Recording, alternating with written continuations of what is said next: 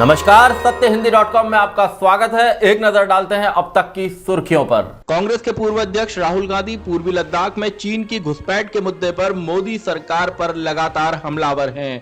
राहुल ने प्रधानमंत्री नरेंद्र मोदी को कायर करार देते हुए दावा किया है कि अगर उनकी सरकार होती तो 15 मिनट में चीन को उठाकर बाहर फेंक देते। राहुल ने कहा कि चीन में इतना दम नहीं था कि वो हमारे देश में एक कदम भी रख दे। उन्होंने कहा कि आज पूरी दुनिया में एक ही देश ऐसा है जिसके अंदर कोई और देश की सेना आई और 1200 वर्ग किलोमीटर जमीन ले गई।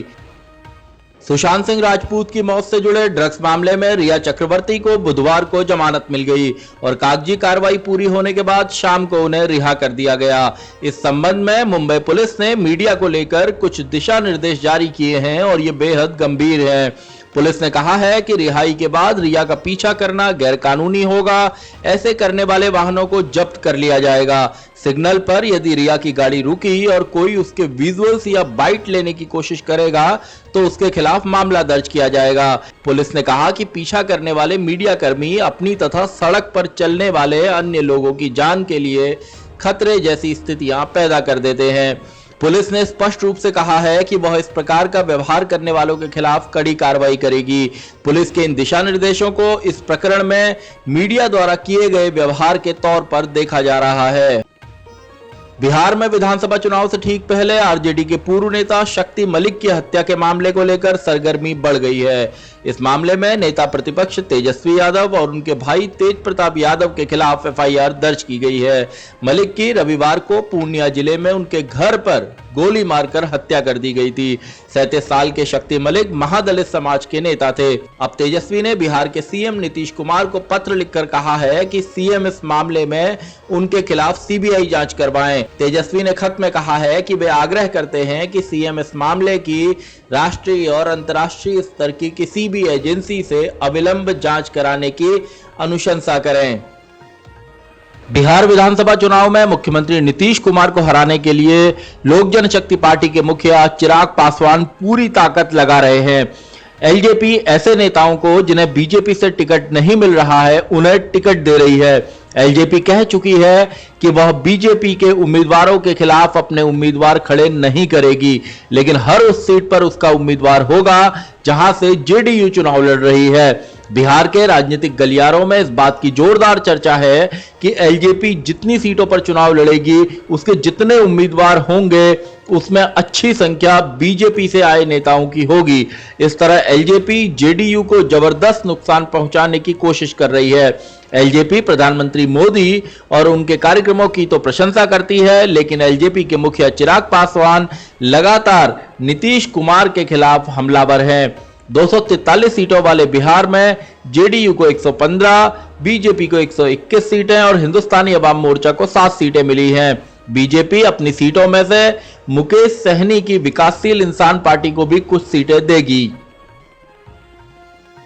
बिहार के पूर्व डीजीपी गुप्तेश्वर पांडे के बारे में यह चर्चा थी कि उन्हें जनता दल यूनाइटेड उम्मीदवार बनाएगी, लेकिन जनता दल यूनाइटेड की जो सूची जारी हुई है उसमें गुप्तेश्वर पांडे का नाम नहीं है। गुप्तेश्वर पांडे के पुलिस की नौकरी से वीआरएस के लिए आवेदन देने के बाद 24 घंटे के भीतर ही इसे स्वीकार कर लिया गया था। तब इसे लेकर बहुत सारे सवाल खड़े हुए थे। गुप्तेश्वर पांडे ने सुशांत मामले में नीतीश सरकार का पक्ष रखा था और मुंबई पुलिस पर निशाना साधा था। उसके बाद से ही यह साफ हो गया था कि वो चुनावी राजनीति में एंट्री करेंगे और जेडीयू में शामिल होंगे। पांडे जेडीयू में शामिल भी हुए, लेकिन चुनाव लड़ने की उनकी जो इच्छा थी वो पूरी नहीं हो सकी। पांडे के राजनीति में आने को लेकर शिवसेना के प्रवक्ता संजय राउत ने हमला बोला था। उन्होंने कहा था कि जो दल पांडे को उम्मीदवार बनाएगा जनता उस पर भरोसा नहीं करेगी। दिग्गज महिला पहलवान बबीता फोगाट ने बुधवार को हरियाणा के खेल विभाग में उप निदेशक पद से इस्तीफा दे दिया। उन्हें इसी साल 30 जुलाई को इस पद पर नियुक्त किया गया था। उन्होंने एक अखबार को बताया कि राजनीति में सक्रिय तौर पर भाग लेने और बिहार में विधानसभा चुनाव के अलावा बड़ौदा उपचुनाव में कैंपेन करने के चलते उन्होंने ये फैसला किया है। बबीता और कबड्डी खिलाड़ी कविता देवी को इसी साल राज्य के खेल विभाग में उप निदेशक पद पर नियुक्त किया गया था। 2014 के राष्ट्रमंडल खेलों की चैंपियन बबीता ने पिछले साल हरियाणा के विधानसभा चुनाव में दादरी सीट से बीजेपी के टिकट पर चुनाव लड़ा था, लेकिन उन्हें हार का सामना करना पड़ा था। नागरिकता संशोधन कानून के विरोध में दिल्ली के शाहीन बाग में हुए प्रदर्शन को लेकर सुप्रीम कोर्ट ने अहम टिप्पणी की है। कोर्ट ने कहा है कि सार्वजनिक जगहों पर अनिश्चित काल के लिए प्रदर्शन नहीं हो सकता है, चाहे वो शाहीन बाग हो या कोई और जगह। कोर्ट ने कहा कि निर्धारित जगहों पर ही प्रदर्शन किया जाना चाहिए।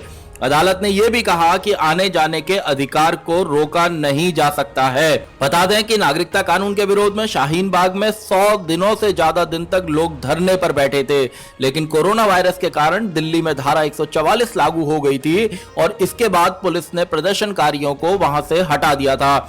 शाहीन बाग के प्रदर्शनकारियों को वहां से हटाने के लिए शीर्ष अदालत में भी अपील की गई थी। इस धरने के कारण कुछ सड़कों को बंद करना पड़ा था और लोगों को आवाजाही में दिक्कतें होती थी। हाथरस की घटना से सभी लोग बेहद दुखी हैं और दलित युवती के लिए इंसाफ चाहते हैं। इसी बीच सोशल मीडिया पर हाथरस की पीड़िता को लेकर बीजेपी के एक नेता का वीडियो वायरल हुआ है।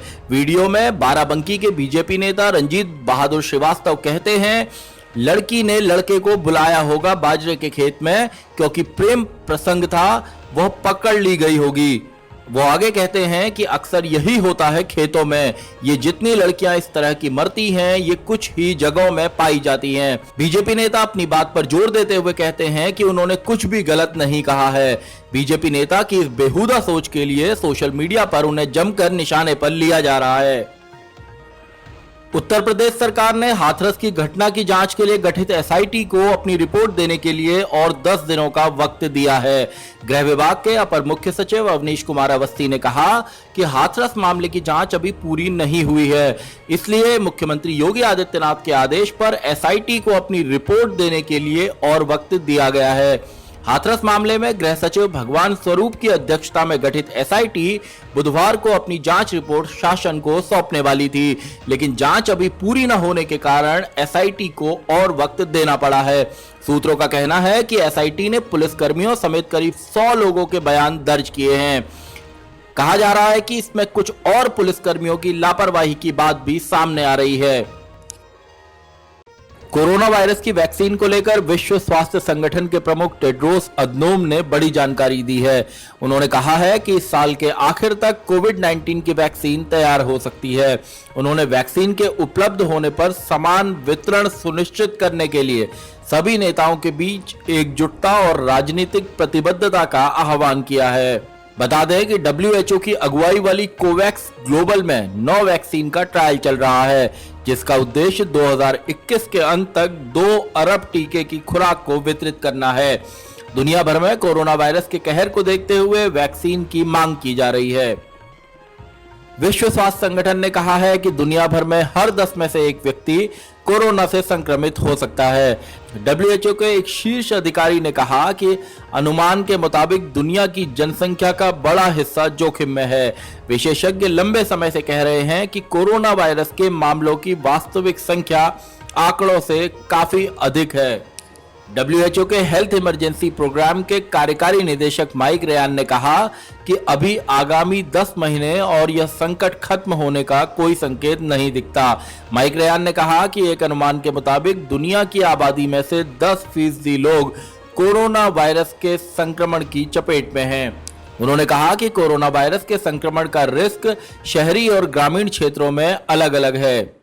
आज की खबरों में बस इतना ही। बाकी खबरों के लिए बने रहिए सत्यहिंदी.com के साथ।